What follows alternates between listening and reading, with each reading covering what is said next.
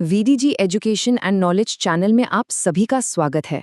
जरा सोचिए, क्या ऐसा हो सकता है कि 692 किलोमीटर लंबी एक पूरी की पूरी पर्वत श्रृंखला रातों रात बस गायब हो जाए? देखिए, ये कोई मजाक नहीं है, ना ही कोई कहानी है।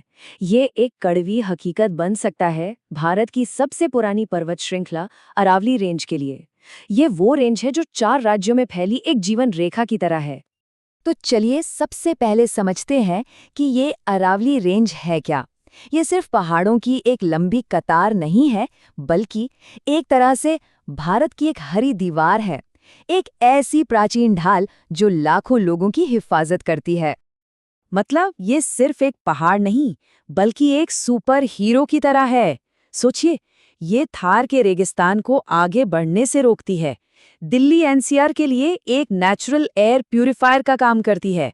और तो और, ये हमारे मॉनसून पर भी असर डालती है। और हाँ, रणथंबोर और सरिस्का जैसे मशहूर टाइगर रिजर्व्स भी तो इसी की गोद में बसे हैं। इसका एक सबसे बड़ा और जरूरी काम है रेगिस्तान को रोकना।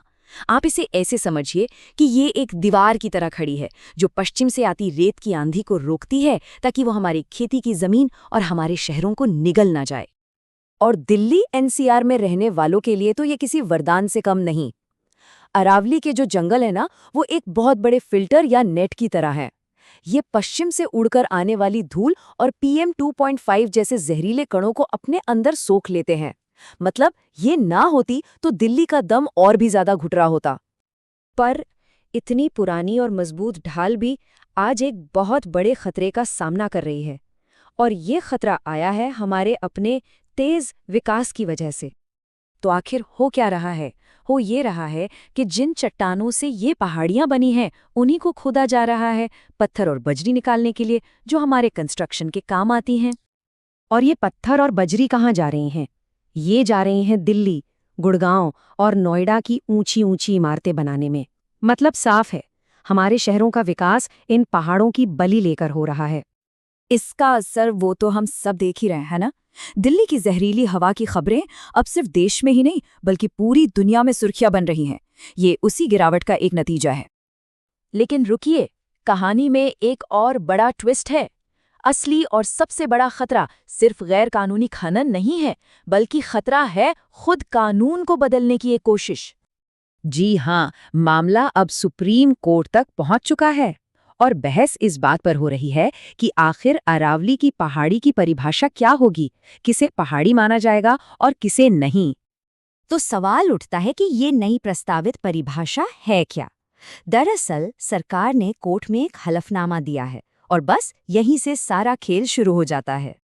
ये जो बदलाव का प्रस्ताव है, ये सुनने में तो बहुत मामूली सा लगता है, लेकिन यकीन मानिए इसका असर बहुत बहुत बड़ा हो सकता है।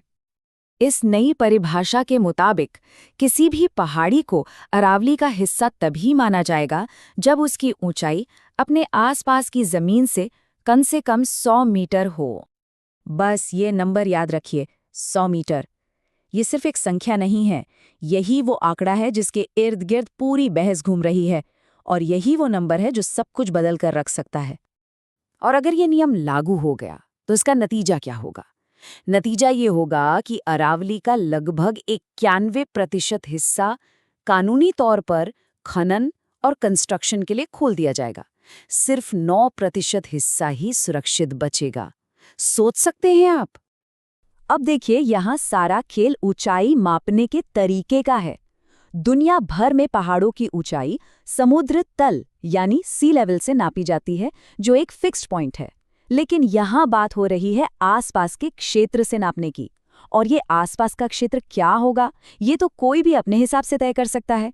यहीं पर एक बहुत बड़ा लूपहोल बन जाता है।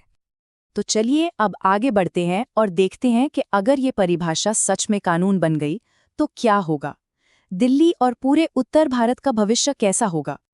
एक्सपर्ट्स का तो साफ साफ मानना है कि अगर अरावली का 90% हिस्सा खनन के लिए खुल गया तो हवा में प्रदूषण, जमीन पर रेगिस्तान दोनों ही तेजी से बढ़ेंगे। और जो जंगली जानवर वहां रहते हैं, उनका घर तो हमेशा के लिए छिन जाएगा। ये एक तरह का डोमिनो इफेक्ट होगा। सबसे पहले कानून में परिभाषा बदलेगी, फिर 90% पहाड़ों पर बड़े पैमाने पर खनन शुरू हो जाएगा। इसके बाद रेगिस्तान के धूल और प्रदूषण बिना किसी रोक टोके सीधा एनसीआर में घुसेंगे और आखिर में हवा की क्वालिटी इतनी खराब हो जाएगी कि शायद फिर कभी ठीक ही ना हो पाए। तो अब इस हजारों साल पुरानी पर्वत श्रृंखला का भविष्य और इस पूरे इलाके में रहने वाले करोड़ों लोगों की सेहत, सब कुछ सुप्रीम कोर्ट के एक फैसले पर आकर टिक गया है। ये सब हमें एक बहुत गहरे सवाल पर लाकर खड़ा कर देता है कि जब प्रकृति को ही विकास के नाम पर फिर से परिभाषित किया जा सकता है, तो फिर इस तरक्की की असली कीमत क्या है? इस बारे में आप क्या सोचते हैं, हमें कमेंट में ज़रूर बताइएगा। और अगर आपको ऐसे ही ज़रूरी मुद्दों पर और जानकारी चाहिए तो हमारे VDG education and knowledge channel को सब्सक्राइब करना न भूलें। इस वीडियो को लाइक करें और अपने दोस्तों के साथ शेयर करें। बहुत बहुत धन्यवाद।